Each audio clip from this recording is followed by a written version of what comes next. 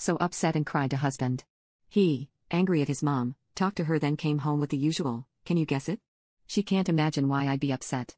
She was being so helpful. She didn't mean to do anything wrong, and the tears came at her bidding so that husband was thrown for a loop, never having experienced woman-to-woman territorial stomps. He came home spewing her diatribe and simply told me that he would help me put things back. And he did, except for the kitchen, he only made things worse in there but not for lack of trying. Mother-in-law never even taught him to butter bread. She believed the man had to be the breadwinner and the woman had to stay home to clean the house, make the man food, and keep the babies healthy. She's even intruded on our intimate relationship, asking when we were going to give her grandbabies. But, I learned a valuable lesson. Whenever mother-in-law was up to her shenanigans, she would wait until we were alone, look at me and do this evil smile with a nod to acknowledge her disdain for me properly. I learned from the best, the very best. Mother-in-law was the town pillar, active in church and charity, and so sweet to the people she approved of. So, here is the meat of this post. Mother-in-law is old now, and still just as sneaky. If anything, old age has sharpened her skills, and she has taken on the role of helpless old lady quite fabulously. There are volunteers who help her and bring her meals, sit and read with her, it's all quite nice, really. She did a week-long stint in the hospital recently, and husband got the key to her house to retrieve her mail, etc. Well, I made a copy of said key without husband knowing because I had a plan.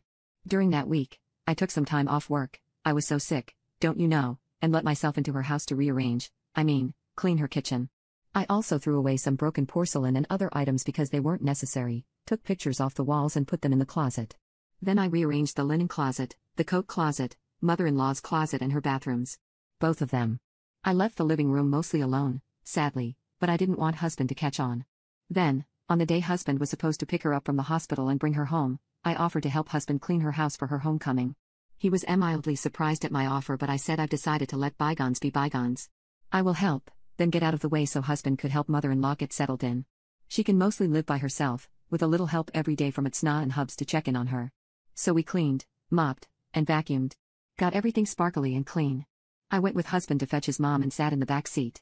When we arrived, mother-in-law immediately noticed things were askew but she couldn't tell what it was yet. Then she noticed the missing pictures.